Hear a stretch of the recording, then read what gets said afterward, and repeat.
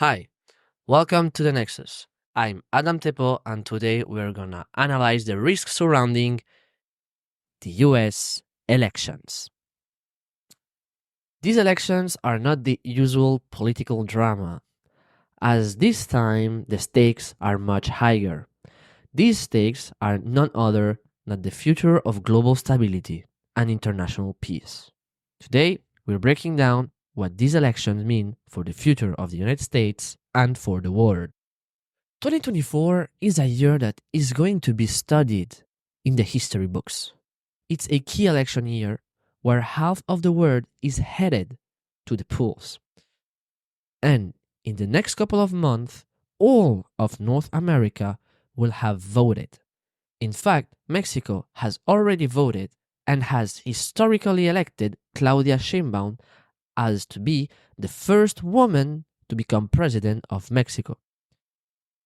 In the next 30 days, Kamala Harris is going to try to repeat this achievement, but this time in the United States. Meanwhile, former President Donald Trump is going to aim for a second term. This election comes at a pivotal moment for international relations, as there is two major conflicts that are shaping global politics, those being the Ukrainian conflict and the surrounding tensions that are growing in the Middle East.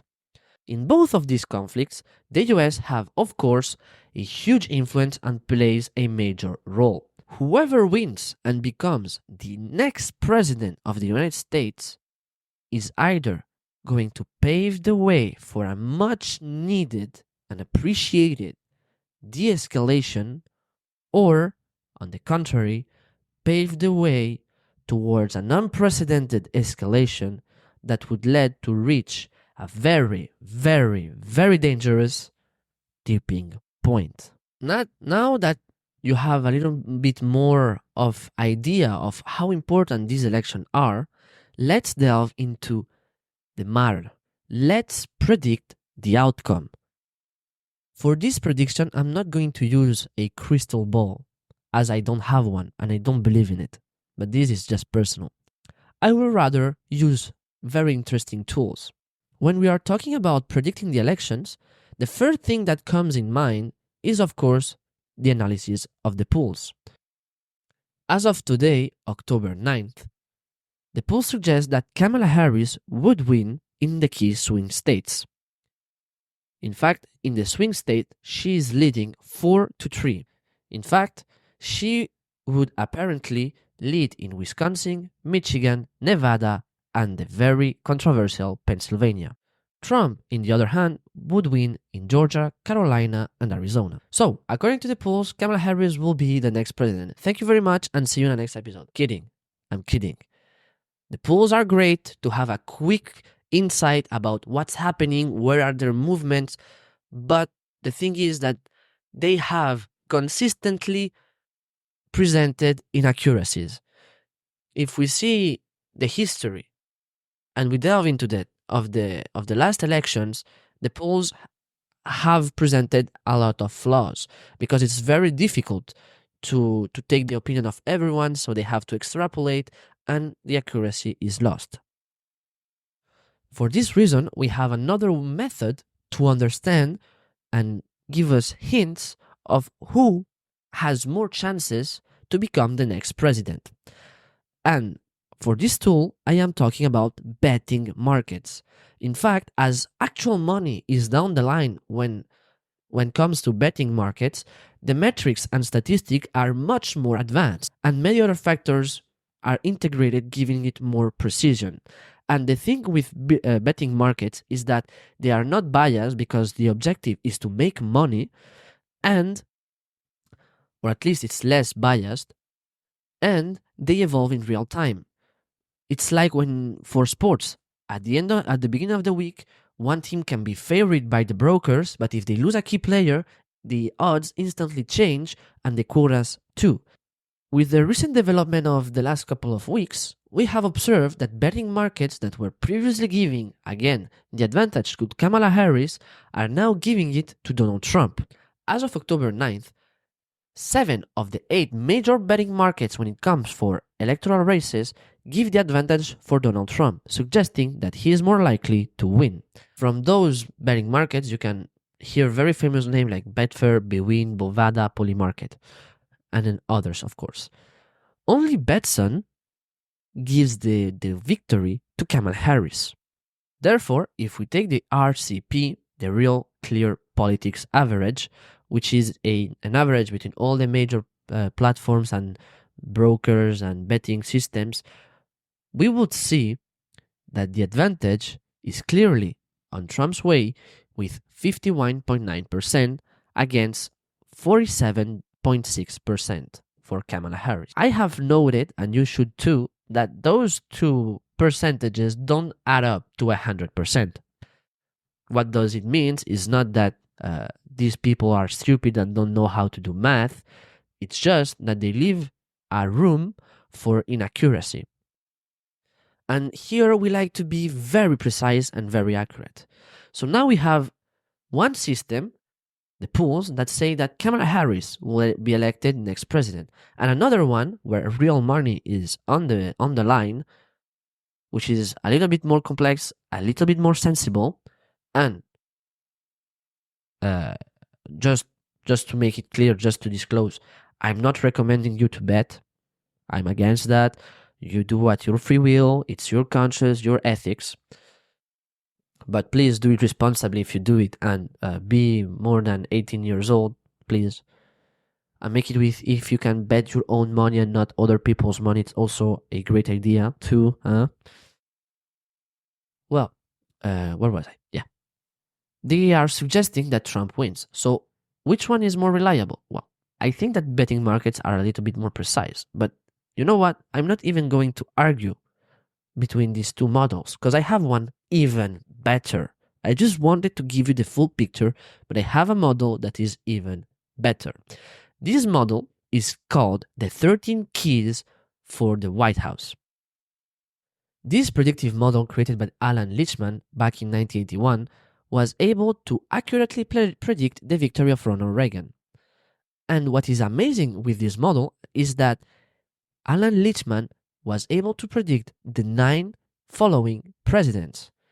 He predicted the victory of Donald Trump in 2016 when no one except a very niche category of analysts and experts believed in it, and he also predicted his defeat in 2020. Before delving into this amazing model that stands out for the rest, one of the reasons I think that it's able to predict very well the presidential race is that, first of all, it is based on the actual state of the country. So you have to see the facts. It's based on facts. And it was designed by taking inspiration of a model that predicts very accurately earthquakes. So there is a strong scientific base behind this model. So basically, this model consists on answering 13 questions that are pre-established by true or false. So stay with me, because now we're going to take a very interesting turn and we're going to go key by key, which the keys are like the question is called a key. We're going to go key by key. And I'm going to provide you very insightful insight to base my answer. Alan Lichtman made his prediction in August, and at the end of my analysis, you will know who he chose and who I am going to choose. Maybe I'm going to differ. Maybe I'm going to go in his direction. Let's see. I have here the 13 keys analyzed with my analysis. Let's go key by key. Let's break it down. The first key is the party mandate. This means if the mandate had a strong performance in the midterm election. Well, the result of this key is false because Biden lost the 2022 midterms. Second key, contest. There was no zero contest for the incumbent party nomination. This key is true. This key was true for Biden and is still true for Kamala Harris. No one contested Biden going again, and no one contested when Kamala Harris stepped in to fill his shoes when he stepped down. However, this key is a one to watch for one reason, and it is that Biden has showed some signs that he might be contesting Kamala Harris, even if it's too late. In fact, I have noted some episodes that are quite funny, but that are huge tells. First, there is this episode when he jokingly wore a MAGA hat and took a smiley picture. But for me, the biggest telltale was his press conference in the White House. It was his first conference in the official press conference zone since 1,360 days. Why now? Why now? 1,360 days after his last press conference in the White House. What does he says? Does he praise Kamala Harris? Do he say that she's a great leader, that she has been a great partner, and that he hopes the best for her? No. You know what he said? He said a very subtle critique. Kamala Harris had played a huge part on our policies. This is what he said. Maybe it's not the exact quote. I'm gonna put it here. But basically, what he's saying is, this person who is saying all these populist claims, saying that she's gonna change that. Well, she did it. She created the problem, and now she wants to solve it. It's a critique, and if Biden continues in this line and in this tone, he might be the October surprise. 1 week later.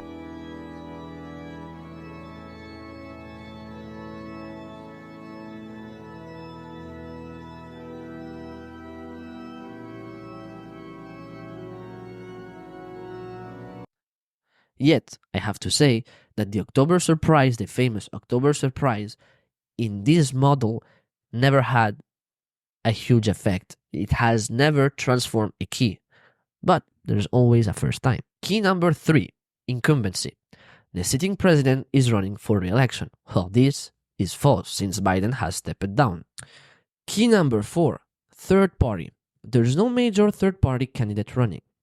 This key was true when I uploaded my analysis here in my blog, because RDK Jr. was expected to swoop a good 8 to 25% of the votes. He was expected to take a good 8 to 25% of the votes, even if the majority of those were undecided Trumpist voters, or at least opposer to the Democrats. Now, since he stepped down and has endorsed Trump, well, this key has become a true one. Key number 5, short-term economy. There is no short-term recession before the election. Well, as of today, this one is true. There is no short-term recession. Let's move on. Well, no. Couple of days after I published my analysis in my blog, markets all around the world started to drop drastically from one day to the other. We saw the Nasdaq dropping, S&P 500, Paris Stock Exchange, London Stock Exchange, Taiwan Stock Exchange, and even Tokyo's took a huge hit. In fact, the hit that Tokyo's Stock Exchange took was his biggest drop since World War II, and we saw a general panic in the markets. The US Labor Department did a report on unemployment, and there is something that's very important about unemployment and the role that it plays in the American economy, and it was discovered by an economist called Sam. She made a kind of rule that is called the rule of Sam, which states, and I want to get this right, that's why I'm going to read it. The economy has entered or is entering a recession when the current 3-month average unemployment is 0.5% higher than the 3 months average within the 12 past months. And this, according to the US Labor Department report, was the case. So the market went crazy. But moreover, more official resource was amplifying and feeding this fear, which was the US RPM, the smoothed US recession probabilities. This statistic is calculated by the Fed with very complex algorithms and taking a lot of factors into account. And at that moment, it was at sitting at 60.8%, which is huge. It means that there is more than 60% of probabilities that the US economy is going to enter a recession in the short term. Today, in October, this statistics has dropped, but it's still at 46.11%. So almost 50% of chances, there is almost 50% of chances that the US ends the month entering a recession. Just to give you a little figure to compare, last time in the same moment, in the same exact moment, we were sitting at 26%. And this was when the tendency started to grow and we were already in fear. So now the climate has kinda habituated is used to it, but it's still a very high risk. So again, these keys I want to watch because of the warning signs that there is. Key number 6, long-term economy. The economy has grown more during the president's term than in previous years. So far, it's true based on the available data, I would say. In fact, it wasn't that difficult because if we take the average of the last term and the previous years, the American economy was deeply affected, like all other economies in the world, by the pandemic. So having better average numbers wasn't that bad, even if the American economy is in a bad place. Currently, it's not as good as you expected it. 7. Policy change.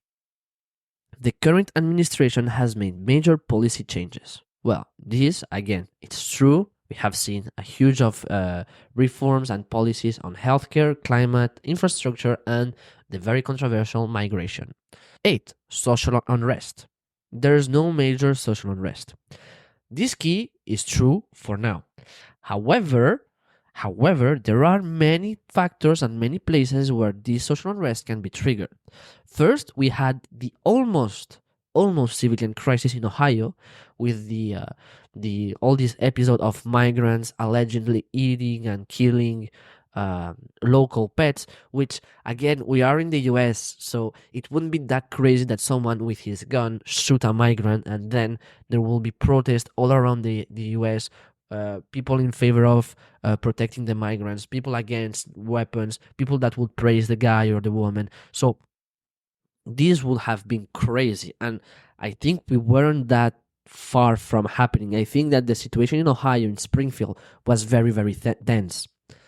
Then we have the anniversary of the 7th of October, which didn't cause that much issues as I feared, which, to be honest, I'm happy and relieved, but it could sparkle even after. We could still have people talking about huge protest against Israel or pro-Israelis and pro huge protest against, Iran. So the situation is tense, and you have to take into account that the US is still playing role, is still giving military packages to the Israel, so it can cause a lot of controversy. And then we had huge strikes that in the ports that weren't that much covered, at least online. I had to really, really look for it to have some news about it, and they were super significant because for the first time in 50 years, there were strikes paralyzing the U.S. ports. First time in 50 years. They are currently on pause, on halt. They have there was some very good, very productive meetings, and an agreement was signed until the beginning of next year with an increase of pay, but it could restart at any moment. So this one, again, one to watch. Number 9, scandal. There is no scandal affecting the incumbent. No major scandal affecting the incumbent. And this key is true. since Biden has stepped it down, the Hunter Biden case will not be present in the mind of the electoral. So it will not have any repercussion because Biden will not be in the race. They will not giving coverage. And even if Kamala Harris has had in the past some controversies about some policies that she implemented, um, until now it hasn't uh, backfired on her as much as necessary for this key to be a false one. Even if some controversies also sparked after the presidential debate with the alleged ABC whistleblower that said that they give her the question in advance. There is also some theories on X and Facebook's groups with Kamala Harris allegedly have some earrings, Bluetooth earrings that people can talk to her. All of these are you might have come across it. All of these unfortunately lacked evidence, so they until it's not something that's solid, it's not going to resonate for the people, for the electorate, and it's not going to have a swinging effect. So this key is true, but again, a one to watch. Key number 10: foreign or military failure. There's no major failure in foreign or military affairs, and this key is clearly false. The US during the Biden's administration has faced multiple foreign and military failures, which is something that is not in in the tendency of the US. It's not. It's something that the US is not accustomed to lose that much. Firstly, they don't want to lose, and secondly, they didn't lose a lot in the current modern history, and thirdly, they're not used to. Among these failures, there is of course the retreat of the totality of troops in of Afghanistan. Trump started, but he reduced it to a number where there was still stability and control. With the Biden administration, all control was lost. The Taliban took the power, and was the first big failure. Then we had the failure to prevent Russia from invading Ukraine, the failure to stop this conflict, and the failure to win, because they expected that by supplying Ukraine with endless machinery and weapons, they would resist and they will win, and it's still not the case. So here we have the second foreign and military failure, which could be even considered the third and the fourth. And lastly, another example would be the failure to stabilize the Middle East with a lot of problems, a lot of tensions. There is, of course, the situation with Israel bombarding the Gaza Strip, considered to be a genocide. There is all the tension that has been created around with the bombings on Lebanon to clear out Hezbollah.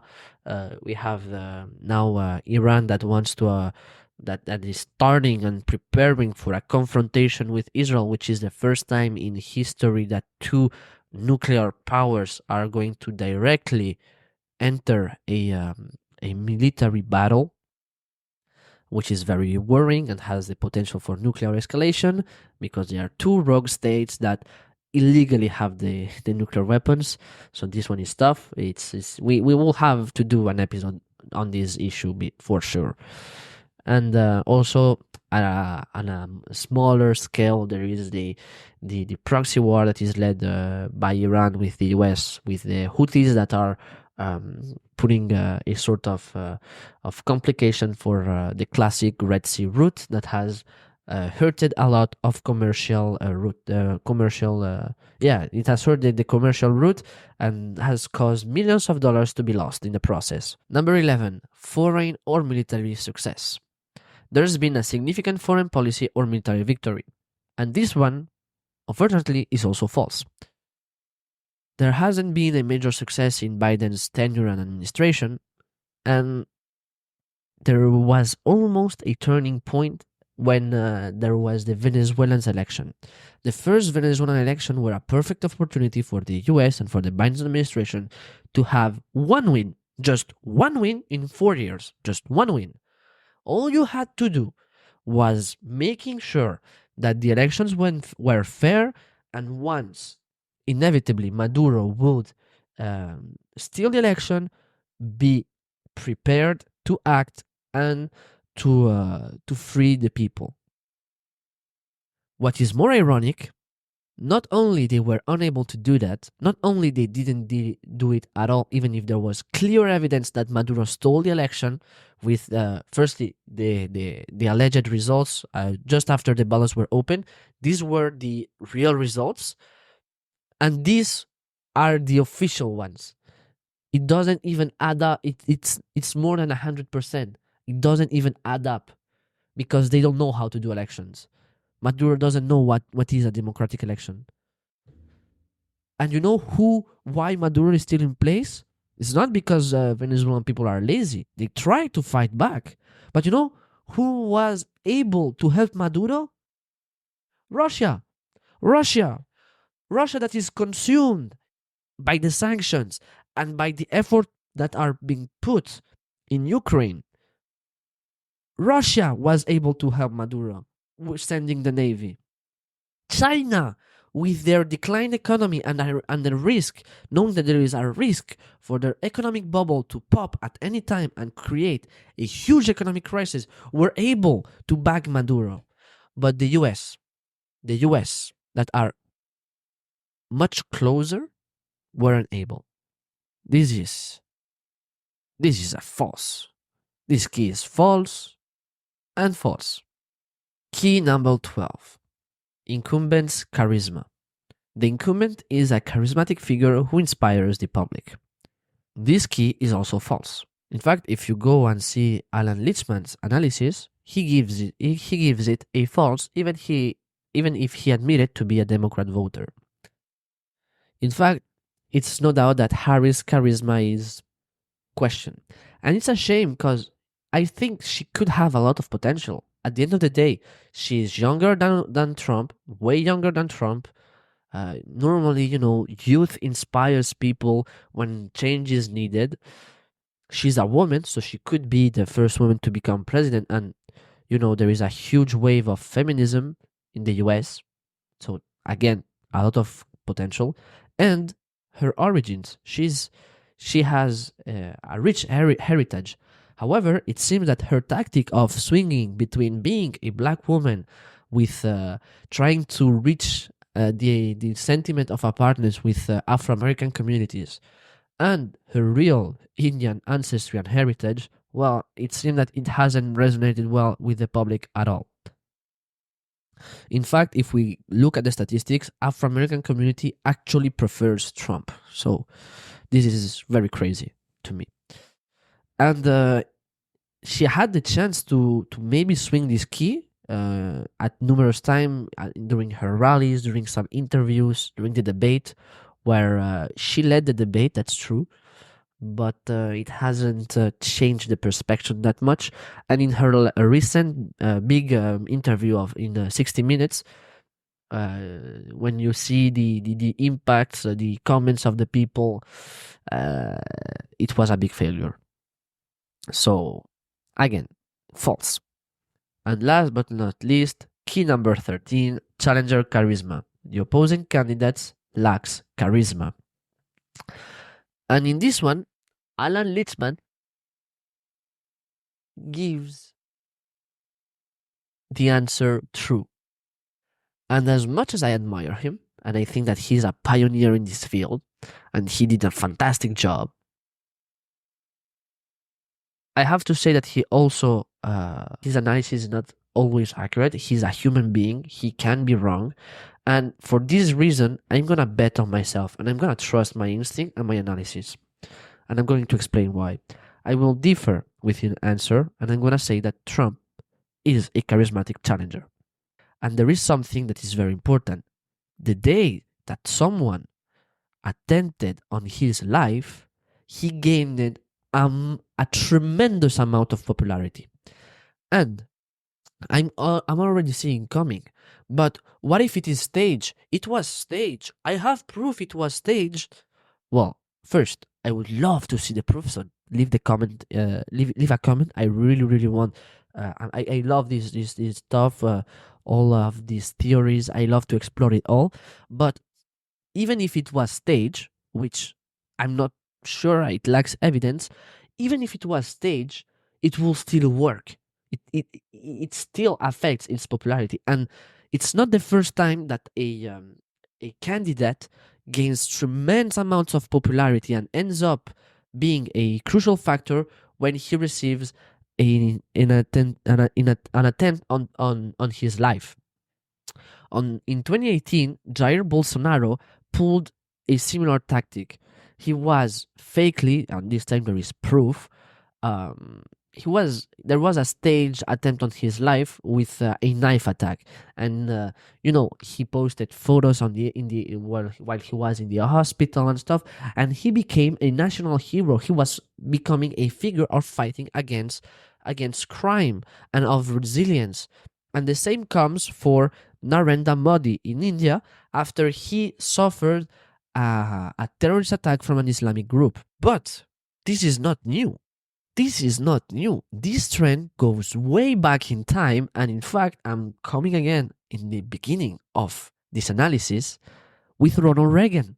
Ronald Reagan suffered an attempt on his life, and and he gave and Alan Lichtman gave him the answer false. He doesn't lack charisma. In fact, Reagan had very unpopular policies, especially in the economic sector, because he was going to ultra liberalize things and people were going to lose a lot of social advantages. But after this episode, he gained tremendous amount of popularity and he ended up winning.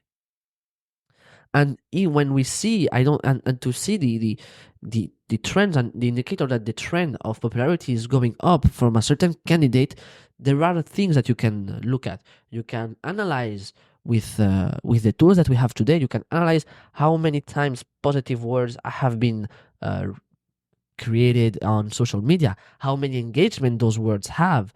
You can also see the merchandising. The merchandising on Donald Trump went crazy. He is a sellable figure. People buys things that are related to him all around the world. Not only his MAGA cap, but these kind of pictures of him with the him after being shot, T-shirts, mugs, uh, any kind of things, despite him being on trial and having been convicted on some of his felonies. It seems that all of this has been erased by them in the community, in the collective memory, and has been replaced with the image of a strong personality with an incredible resilience that in his next rally he comes with the song Many Men from 50 Cents. You gotta give him his flowers. You gotta give it to him. And on top of that, just to put the little cherry on top, if you had any doubt that he doesn't lack charisma, he comes back in Pennsylvania where he was shot, which is already an act of bravery. He makes a normal speech and then he brings Elon Musk. And Elon Musk is consensually considered a very charismatic figure worldwide. I mean, the guy has made incredible things. He literally went up to space. It's the dream of every little kid. Make a rocket and bring it to space. I think that sometimes, even if you don't like it, or if you like it, it's better. But in both cases, if you like or don't like, you have to be able to just take a step back, analyze the fact, and just say the things that there is. And I'm going to give an example that's going to be very controversial because I profoundly hate this ideology. I profoundly hate everything they stand for. I'm ashamed of this part of history being real, especially as a French guy, as a Frenchman, having a part of my history being written with a kind of collaboration with them. But there's some things that are just facts, and the Nazis dressed very well. I hate to say it, but their uniform was made by Hugo Boss. I mean, I hate them. I think they're scum, but I cannot take this away from them. And if you like Trump, you don't have to be you have to take away your glasses of a fanboy and analyze the bad things that he does to make a critical analysis. And if you don't like him, you have to understand that he's charismatic. He has to be considered as a charismatic opponent. This key will be false, and in total we will have 6 false keys, 3 to 4 hanging keys that could become false before the end of the elections. However, again, we are less than a month from the election, which complicates every change. However, as I just said, we already have 6 keys. And the thing with this model is that if you have 5 or more false keys as your answer, the winner is the opponent. And in this case, because we have 6 keys, the winner would be Donald Trump.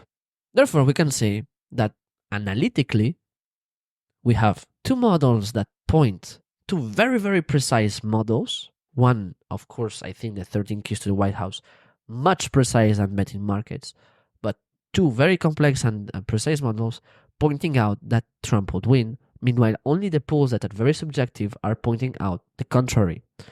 Therefore, we could say that analytically the destiny of the elections are sealed. Does that mean that Trump is going to be 100% elected? I'm not sure. Many things can happen. Many things that we haven't considered. But I would say that he has a pretty good chance to do it. However, I would like to talk about a huge risk that would put a huge jeopardy on the integrity of election, and this is the potential of electoral fraud. Again, I base this with solid analysis and developments. It's not a claim that I put in the air. I don't do, like, I know you have heard it from Vance, the VP, from Trump himself, electoral fraud, electoral fraud, electoral fraud. But what are the actual evidences? Well, first we have a Google report that said that they intercepted an Iranian group of hackers trying to do some stuff like phishing attempts on Donald Trump himself, on Kamala Harris, on Biden, and people in their entourage. And in fact, they were able to get a huge political consultant. Moreover, back in August, the DEF CON took place in Las Vegas. And in this conference, which is like the Comic-Con but for hackers or very skilled anti-cybersecurity individuals, where there is always like a tradition of the most skilled ones regrouping into a place like a main event, and usually it's a main event of this conference where they try and test the solidity of electronic electronic voting systems. And this time they didn't put it as a main event. It was like more backstage. Only VIPs could go because they feared the impact that it could have on the elections and on the the climate, which is very tense. And their conclusion already in August were very worrying to me, at least, because they said we may not be able to fix everything about our election system in the next 90 days. They build a report where they say not everything that is wrong, because then people could just do fraud, but they say what needs to be changed. And the list is very big, and they say that they have found many ways to alter and to do potential electoral fraud. I hope it will not put in jeopardy the integrity of the election, because this could spike a huge revolt by one of the 2 defeated contestant. We already saw an episode with Donald Trump with the assault on the Capitol. If he loses due to electoral fraud, and also there are some strange things that have been done. Like, for example, one way to counter this potential electoral fraud was with the voter ID method. You give me an ID, like I need an ID to buy gun. Well, I don't know if to buy guns you need an ID, which is quite ridiculous, but I think you do. At least, let's say for alcohol, if you want to buy a beer and you seem too young, you have to show the ID. If you want to enter in a nightclub, you have to show an ID. So one idea that was proposed was a secret voter ID, which would be like in the French system, basically, like you have an anonymous ID, not your actual ID, but it is linked to your to your number of voter, to your voting number, and only citizens can have access to voting numbers. In the state of California, they have passed an express bill, an express law to ban any type of voting ID, which is very weird. Like, why would you do that? Why don't you want integrity? It's surely because they are Republican. Oh no, they are a blue state. Why would they do that? Is it because they are letting millions of illegal immigrants coming and they want to give them express citizenship? No, no, that can't be true. That can't be true, right? Right? Right? After this semi-funny bit, let's go to the scenarios. We need a little bit of humor. Of course, if I was when I do my presentations in front of professionals and enterprise, I'm much more serious. But guys, in fact, I would be interested. You can leave it in the comments. Would you prefer a more, formal approach or a more, open like this? I also want to bring a conversation format. I'm working on it. Well, let's delve into the scenarios. As you might know, I love to do these scenarios with the pessimistic, moderate, midway, and optimistic scenario. They're not the worst. It's not like the most optimistic or the most pessimistic. It's more like from the most probable options that are on the table, which one is the worst, or the pessimistic one, the more pessimistic, the midway, and the more optimistic.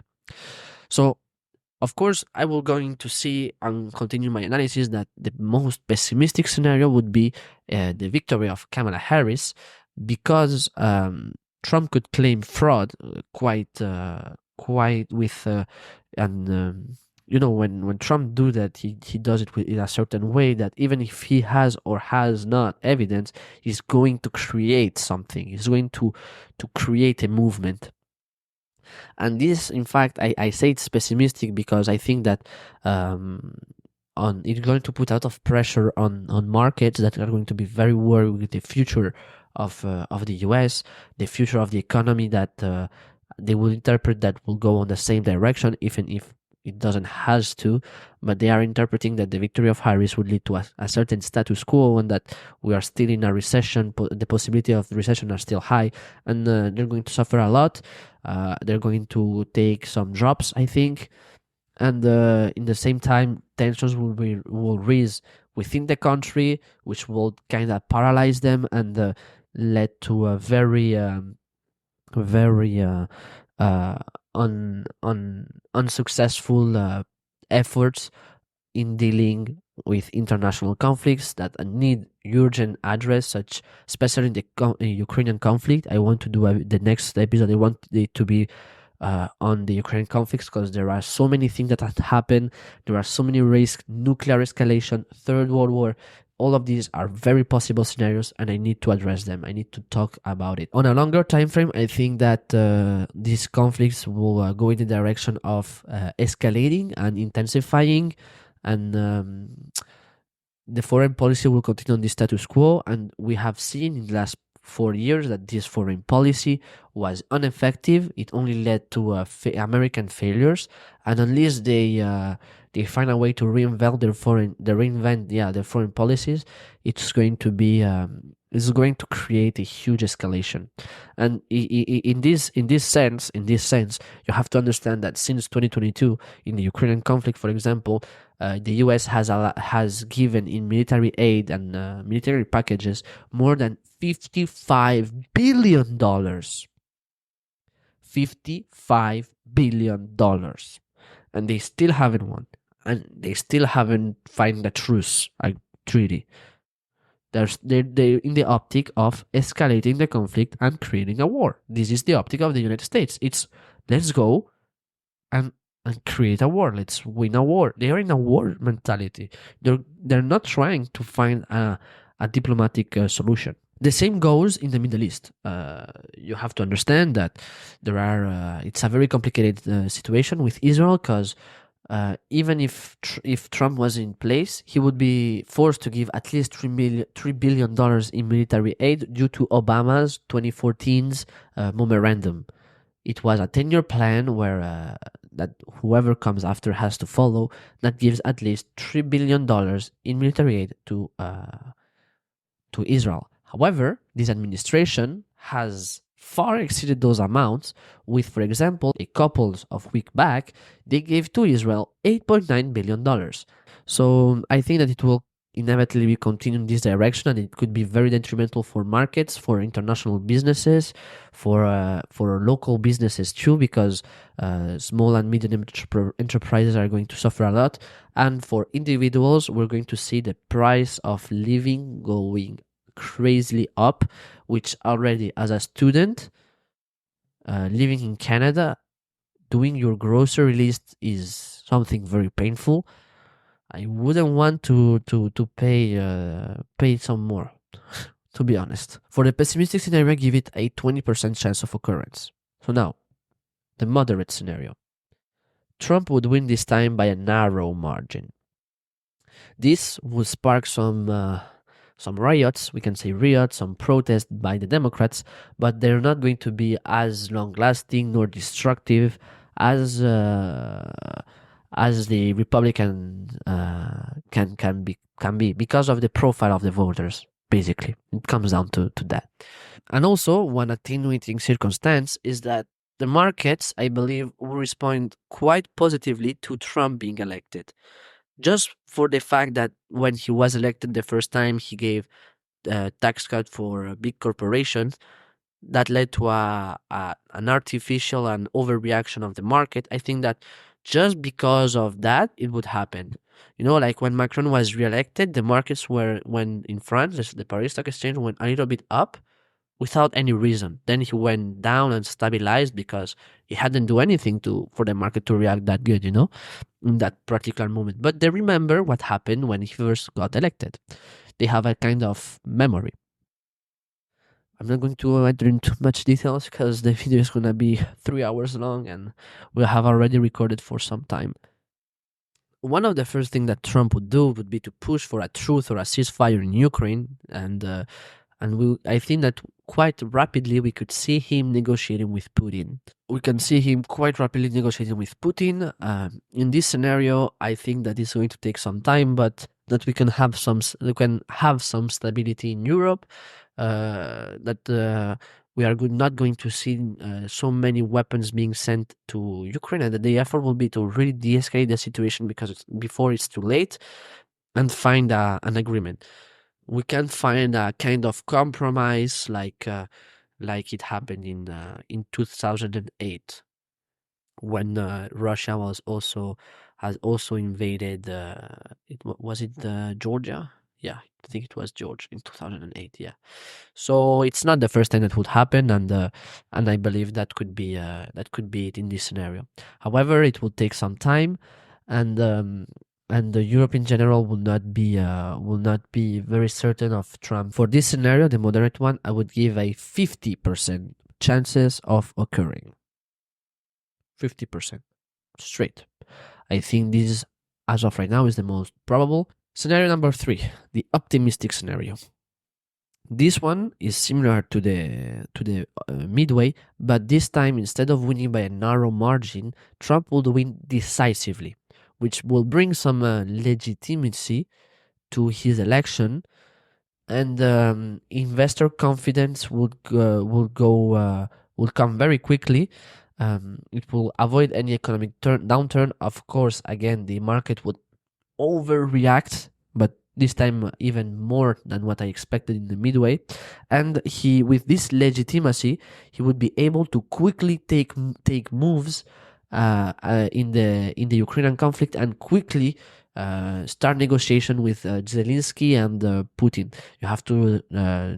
I'm gonna spoil you in the next video, but Zelensky has made a meeting in Trump's tower with Trump, where both gentlemen ended up saying that it was a very productive meeting, and they have found a lot of a lot of points in common, even if at the beginning they seem to be on the opposite spectrum. Zelensky wants to really go to war and win the war and recuperate his territories and the integrity of his country by this mean.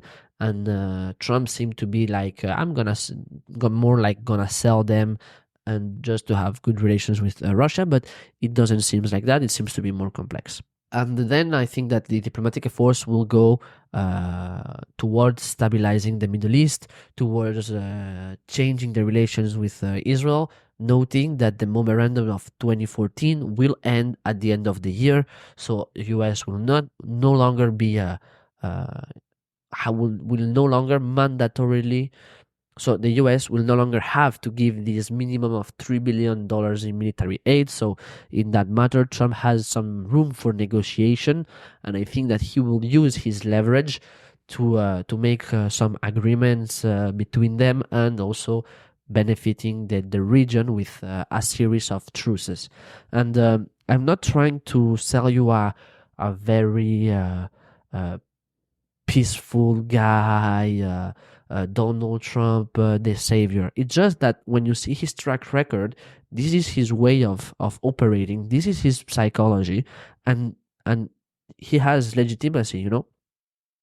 He was the first president since Eisenhower to never start a war and to de-engage conflicts.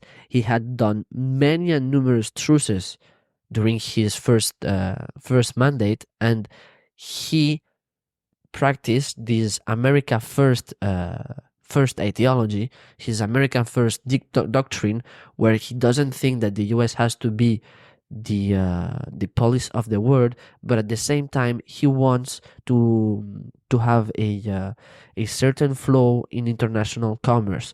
For international commerce to exist and to be profitable for the U.S. and American national interest, he needs stability in some places, such as the Middle East. And he needs stability in Europe. Moreover, you have to understand that when you talk about national interest, you're also talking about the interest of big corporations. And there is huge ties between BlackRock and Trump, and these ties are very complex, a very complex dynamic. Because in his first term, one of his ministers of economy was the VP of BlackRock. So it's like he has some control on BlackRock, but also BlackRock has ties with him. And moreover, when he made the Trump Media Inc., when he opened it in the market and become public and went public, well, his major shareholder was BlackRock. So it's like BlackRock is your investor. You in the same time you put them, in your first cabin in your team. So there are this tie, and the thing is that BlackRock has backed with along with Vanguard, which they are two big investor funds, a $50 billion investment to rebuild Ukraine. Of course, these $15 billion are not going to be enough to rebuild the entirety of the country, because as the World Bank has stated, you will need at least $500 billion, but it's a good start. Just to put these numbers into perspective, you would need to rebuild Germany. They used $30 billion to rebuild Germany after the Second World War, which today would be roughly around $500 billion with the adjustment on inflation. $15 billion is a huge amount of money. It's a massive investment, even if they are worth much more. It's a massive investment, and the sooner they can start, the sooner they can invest more, and the sooner they can have profits. So the interests of Trump are the interests of BlackRock in this matter. They have convergent interests, so that's why he's going to try since day one to bring stability there. In summary, in both the moderate and the positive scenario, I believe that Donald Trump will end up winning. This means that we have a 80% chance, according to my scenarios, that we will see Donald Trump in his second term.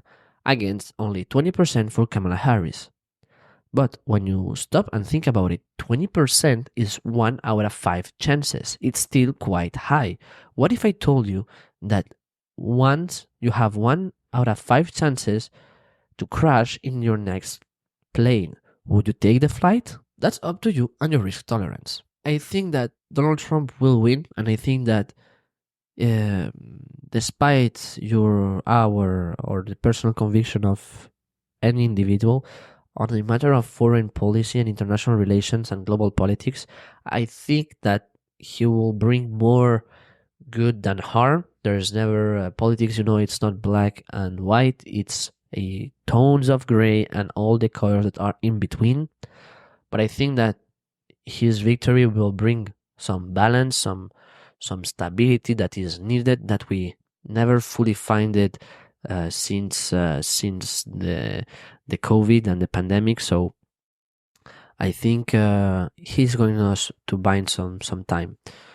It's either that or going drastically with war. I think I'll prefer Trumpism, and even if it ends up in another trade war with China, which could also be the case, I'll take that every day of the week instead of actual war.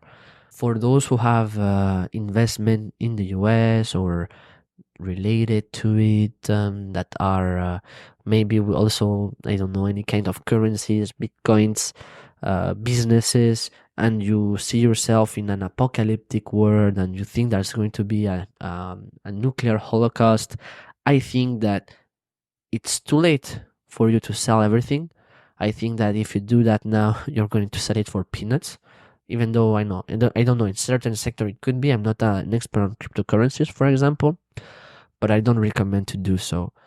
As I said, my analysis is that Trump is going to win, and now it's more the time for you to invest and to buy at a cheaper price, at a discount rate, with all the the panic that is starting to create also, because there's also the panic around, like, the markets. It's quite strange. The market, if Trump is going to be elected, will react better than if Kamala Harris is going to be elected on the short term. I'm talking about short term. But there is this kind of worry that if Trump is elected, things are going to go south. So you have to play with that, with this information that I just gave you. And I think that now you're going to have like cheaper prices. It's huge discounts. It's like Christmas before Christmas. So what are you waiting for? So yeah, basically, don't sell if you plan to sell. And anyways, you're gonna get peanuts right now. So at least if you're gonna get peanuts, play with the odds in your favor. You have more chances to not lose than to lose. And if you plan to invest, now it's a good moment. It seems contradictory, but now it's a good moment. Not only in the US, but in North America. It's a good place to invest, to start. Yeah. Your business, your expansion, the market. Now it's a good moment. In any case, we are actually witnessing history, being a part of it, and this is just the beginning. So I hugely recommend you to follow me on Instagram, because I'm going to start uploading short format content, and also I'm always post the latest news, recent developments ahead of time. So if you follow me there, you're going to know what's happening, at least on a certain level. And then you can also following my blog, where I always post first, and because it's like my actual researches where I base my podcast. So if you want a more detailed analysis with a lot of bit more time, you follow me on my blog, you read it. It doesn't take longer. I hope you enjoyed this episode. I hope you're going to also follow me in this channel. I'm going also to be present in Spotify, Apple Podcast. I'm working on a lot of formats. I'm working on bringing guests. It's just the beginning. I'm really excited about this project. I hope you are too. I really want to hear your opinion on whatever. Just put it on the comment. I'm gonna answer you back. You can also hit me up on Instagram. I'm gonna answer it back. And drop a like also. You can share it with everyone, because everyone deserves to know the truth, not only you. And with that said, good morning, good evening, and good night. See you on the next one.